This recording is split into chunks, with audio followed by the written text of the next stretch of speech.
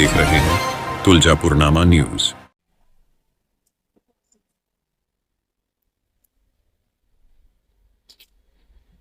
जिल्हा पोलीस अधीक्षक मॅडमला आपण निवेदन दिले, काय आहे तक्रार? प्रथमतः आपलं नाव सांगा. मी धाराशिव जिल्हा सराफ संरक्षण समितीचे जिल्हाध्यक्ष श्री मधुकर बबनराव शेळके.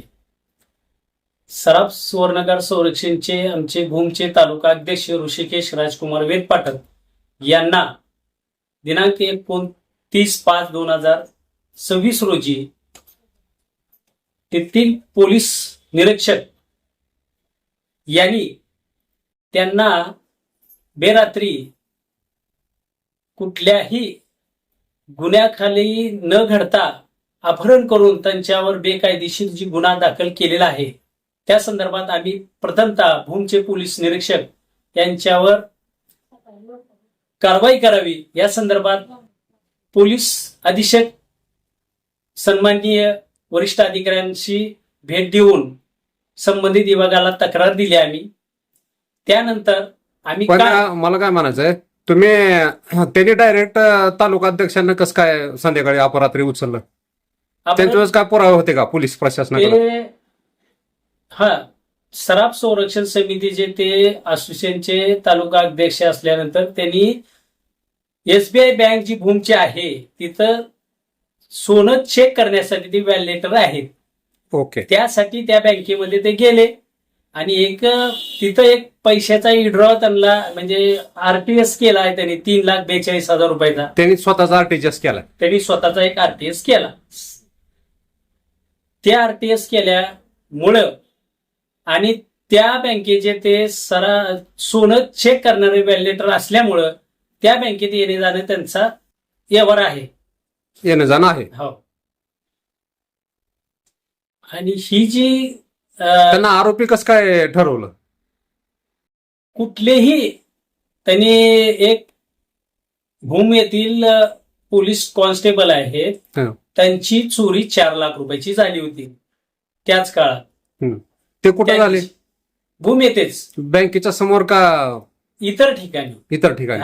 ते शासकीय रुग्णालय दिसतंय त्या व्हिडिओमध्ये तर, आणि त्यामध्ये तो चोर दिसत आहे सीसीटीव्ही मध्ये दिसत आहे चोरी करताना. आणि तिथं ते त्यांच्या संबंधित त्यांच्या जे फिर्याद दिली आहे त्यांच्या घरच्याला त्यांनी ते दवाखान्यात दाखवलं जात असताना तरी डिग्गीमध्ये ते 4 लाख रुपये होते असं त्यांनी मांडलेले आहे तिथं. तर ते 4 लाख रुपये तो संबंधित आरोपी घेऊन जाताना त्या व्हिडिओमध्ये दिसत आहे. आमच्या संबंधित आमच्या सराफ असोसिएशननी लोकांनी जे पुरावे गोळा केले ते तिथं दिसत आहेत. आता आपली काय मागणी? आमची हेच म्हणायचं आहे, अशा पब्लिक सर्व्हिस देणारे पोलीस निरीक्षक जर पब्लिक विरोधकच जर झाले तर पोलीस निरीक्षक अशा पदवी असलेल्या व्यक्तीने कुठल्या बेसवर असे बेकायदेशीर जर ते घटना घडवत असतील तर अशा पोलीस निरीक्षकाला तात्काळ निलंबित करावी व त्यांच्यावर समज देण्यात यावी की आपण कायद्याचे रक्षक आहोत, आपण भक्षक नव्हत.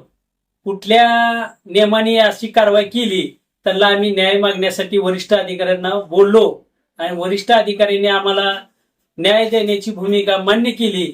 आणि लवकरच आमच्या जो FIR चुकीचा दाखल झालेला आहे, जो पोलीस निरीक्षकांनी केलेला आहे, असा जर FIR पुन्हा त्यांच्याकडनं चूक घडू नये त्यासाठी त्यांच्यावर कारवाई होणं गरजेचं आहे म्हणून आम्ही न्यायदेवताला न्याय मागतोय. पण SP मॅडम काय म्हणल्या? FIR रद्द करतो म्हणल्या का? SP मॅडम आम्ही दिनांक 4/6/2026 रोजी भेटलो होतो. संबंधित त्यांना सूचना दिली होती आणि काल ऍडिशनल SP साहेबांना भेटलो. त्यांनी आमच्या समोरच संबंधित अधिकाऱ्याला पोलीस निरीक्षक भूमच्या पोलीस निरीक्षकाला फोन लावून तात्काळ त्यांना सूचना आणि आदेश दिले. ते काय ते तात्काळ ते विषय क्लिअर करून त्यांना न्याय तात्काळ तो FIR रद्द करा अशा आमच्या समोरच सूचना दिली. त्यामुळे आम्हाला वरिष्ठाकडून न्याय मिळण्याची जी भूमिका झाली, पण तरी सुद्धा पण अशा पोलीस निरीक्षकावर कायदेशीर कारवाई वरिष्ठांनी करावी अशी आमची मागणी आहे. भूम येथील पोलीस कर्मचारी यांच्या मोटरसायकलमधून हा व्यक्ती चोरी करत आहे आणि या डिग्गीत जवळपास 4 लाख रुपये आहेत असं त्या पोलिसाचं म्हणणं आहे. आणि पोलीस कर्मचारी आणि त्यांच्या घरचे दवाखान्यात गेलेले आहेत.